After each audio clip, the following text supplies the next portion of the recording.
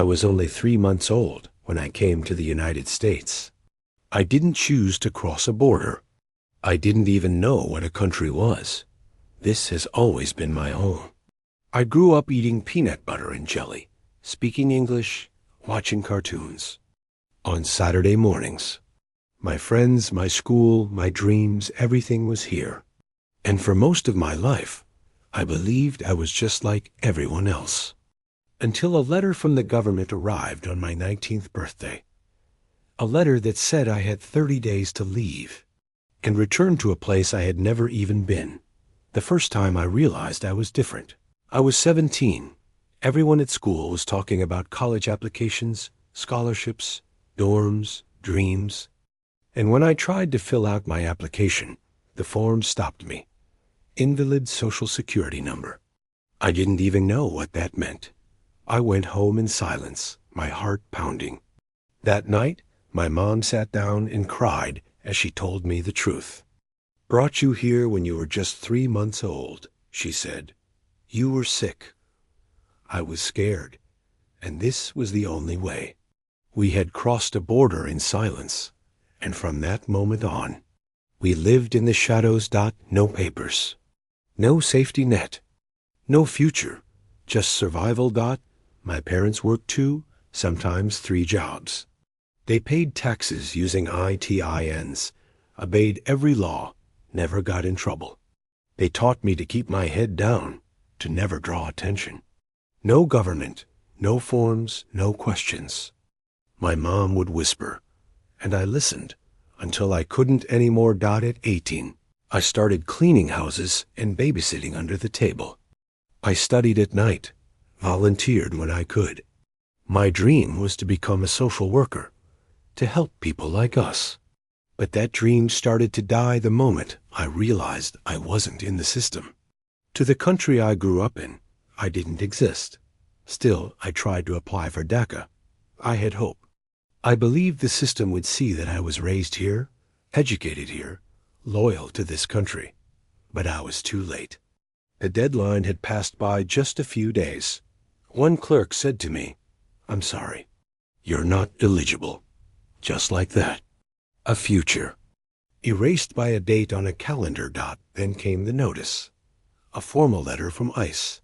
You are now in active removal proceedings. You have 33 days to leave the United States. I stood frozen in the kitchen, holding the paper. I didn't know whether to scream or faint. My hands were shaking so badly, I could barely read the rest. There was no hearing, no appeal, no one to explain it to me. I was told to pack my life and prepare to be sent home. But how do you go back to a place you've never seen? The country, on my birth certificate, ranks among the most dangerous in the world for women. And for someone like me, openly LGBTQ+, without support, without language, without protection, it's not just deportation. It's a death sentence. I tried everything. I contacted lawyers. Most of them quoted me fees I couldn't afford in 10 lifetimes. I emailed nonprofits. Some responded. Others didn't. One assistant told me, "We get hundreds of cases like yours. Most don't make it." I begged for help. I pleaded for time. I asked for humanitarian parole. I showed them letters from my teachers, my pastor, my boss, everyone who vouched for me. But the system didn't care. The ICE officer I met with looked at me like I was already gone. I asked him, "Do you really think I deserve this?" And he just shrugged. "Learn to adapt," he said. People survive worse. That night, I sat in my room surrounded by silence. I looked around at the books on my shelves, the posters on my walls, my high school diploma, everything that proved this was my home, and none of it mattered. My mom tried to stay strong, but I saw her cry when she thought I wasn't looking. My younger brother stopped talking. He couldn't understand why I had to leave when I had never done anything wrong. 30 days. That's all I had. And then I made a decision. I wasn't going to leave in silence. If they were going to deport me, The world would know. I recorded a video. I told my story. I said everything. How I came here as a baby. How I had no ties to the country they wanted to send me to.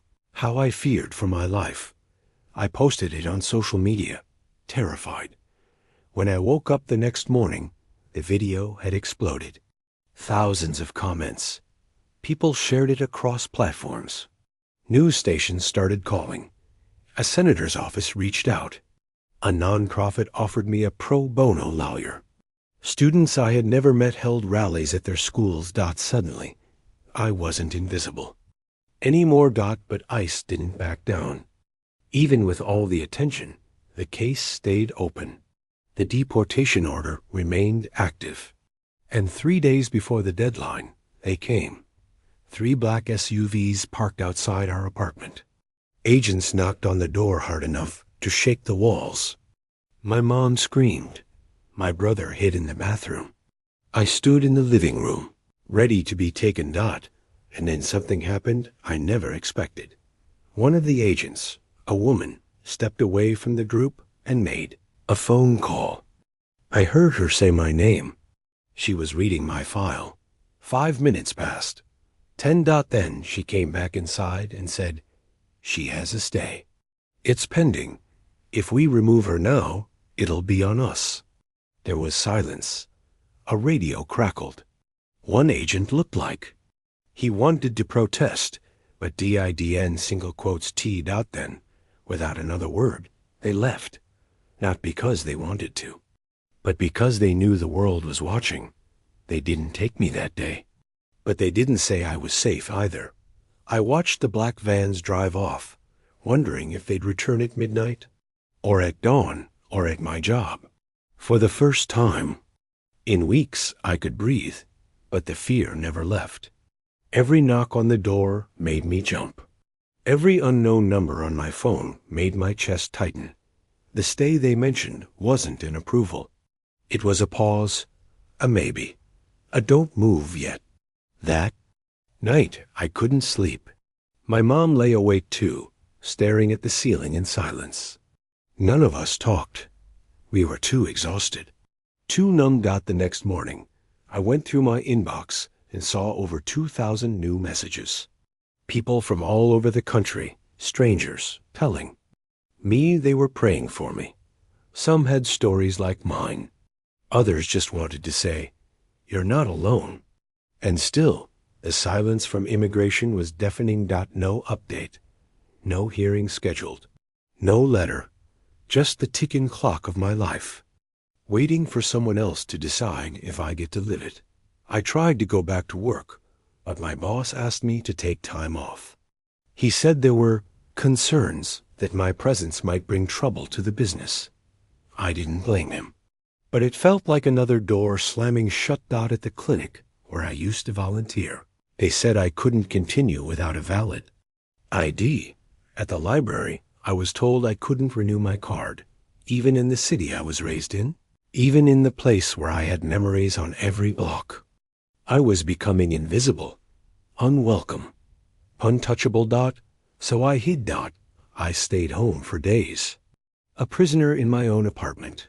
Every time I tried to distract myself, reality crept back in. The what-ifs, the images of the country they wanted to send me to, a place I had only seen in Google searches. I read news articles about attacks on LGBTQ+ women, about how even speaking out could make you a target. I imagined myself alone, trying to survive, not understanding the language, without support, without legal protections. And the scariest part? There would be no one there to care if something happened to me. The nightmares started soon after. Dreamt I was at the airport, crying, begging, holding my mom's hand as they pulled me away. Sometimes I dreamt I was already in that foreign country, running from shadows. Unable to scream. In real life, I barely left the couch. Food didn't taste like anything. I stopped brushing my hair, stopped replying to messages. I just waited. Then, one afternoon, my phone rang. Unknown number. Something inside me told me to answer. It was the pro bono attorney from the nonprofit. Her voice was calm, confident, and warm. She said, "I've reviewed your case, and I believe we have a real chance." I didn't say anything. I just started crying. Big, ugly sobs I hadn't let out in weeks. She explained that she had filed an emergency appeal and that a federal judge had agreed to put my deportation on hold pending a hearing. Not a promise, not a win, but a window, a chance. For the first time in what felt like forever, someone with power had said, "She deserves to be heard." The next few weeks were a blur of paperwork, statements, affidavits, documentation. I collected letters from teachers, old friends, pastors, doctors, anyone who had known me growing up. My mom wrote a letter too. It was just 3 sentences. I brought her here to give her a better life. Everything she is, she became in this country. If she is sent away, I will lose my child twice. We submitted over 200 pages of evidence, and then waited again. While we waited, my story kept spreading. A journalist wrote a profile piece that ran on the front page of a national newspaper. A group of high school students started a petition. It hit 100,000 signatures in 4 days. A church in Texas reached out and offered sanctuary if I needed it. Another woman, an immigration judge who had read about me anonymously, messaged the lawyer and said, "If she ends up in front of me, she won't leave this country." It was the first time I saw cracks forming in the wall I thought was impenetrable. But even hope is dangerous when your life depends on strangers. Because just when I thought I might be okay, ICE called again. They claimed that I had missed a required in-person check-in. I explained that I hadn't received any notification. They said that didn't matter. They were reopening the case and could schedule a pickup within days. My lawyer went ballistic. She filed an injunction that same night. We stayed up on Zoom until 3 a.m. reviewing every possible scenario. She warned me, "We may win, but we may lose. Are you ready for both?" I wasn't, but I nodded anyway. Because the truth is, when you live undocumented, you learn to live without certainty, without plans, without guarantees. You carry your life in a mental suitcase, always ready to be zipped shut. That weekend, I started packing, not to leave, but to be ready if they forced me to. I folded my clothes, printed photos, wrote letters to my mom and my brother, just in case. I even made a video. Not for TikTok, not for likes, but for my story to remain if I disappeared. The day of the hearing came faster than I expected. We had no idea who the judge would be until the moment I walked into the courtroom. It was a woman, stern eyes, measured voice, the kind of presence that makes you straighten your spine. But something in her gaze didn't feel cruel. She wasn't cold. She was listening. My lawyer stood beside me and opened the hearing with a powerful statement. She talked about my age when I arrived, 3 months old. She listed every honor I'd received in school, every program I had participated in, every job I'd held despite the barriers. She spoke of my volunteer work with homeless teens, my clean record, the threats to my life if I were returned. And then she said something I'll never forget. "Your Honor, this young woman didn't just grow up in America. She became America. She embodies everything this country claims to value. And yet, she's being punished for a decision she didn't make, made by adults when she was still in diapers." The courtroom was silent. Then the government attorney stood, cold, robotic. He read off immigration codes, procedures, deadlines, as if I were just a case number. He said, "She missed her opportunity to apply for protection. The law is clear." My heart dropped. I knew this was a possibility. But then the judge spoke, and I could feel the entire room shift. She said, "I have reviewed this case thoroughly, and while I am bound by the law, I am not blind to justice." She paused. And then, This is not the kind of person our system was designed to remove. I will be recommending deferred action and a formal review of her eligibility for adjustment of status. I couldn't breathe. The courtroom blurred. My legs felt weak. Tears started falling before I even understood fully what she meant. I wasn't being deported. Not today. Not next week. For the first time in my life, I was being given a chance to stay. Legally. Fully. Like I belonged. After the hearing, I walked outside to find a small group waiting. People holding signs with my name. People I had never met. One woman hugged me and said, "My daughter's watching this. You gave her hope." Another man shook my hand and said, "I've lived in fear for 30 years. Today, I saw what courage looks like." I didn't know what to say. I just kept repeating, "Thank you, thank you, thank you." The next few months were a whirlwind. I applied for work authorization. I received my first legal ID. I opened my first bank account. I registered for college classes, not as an undocumented student, but as someone with a name in the system. Every little moment was a first. The first time I checked authorized to work on a job application. The first time I didn't flinch at a police siren. The first time I flew on a plane without hiding. I began speaking at events. High schools, churches, universities. I shared my story. Not to be praised, but because I knew there were thousands like me who hadn't been seen yet, who were still hiding, who still believed they didn't matter. I told them, you do matter, even if the system says you don't. One day, I got a call from my old high school principal.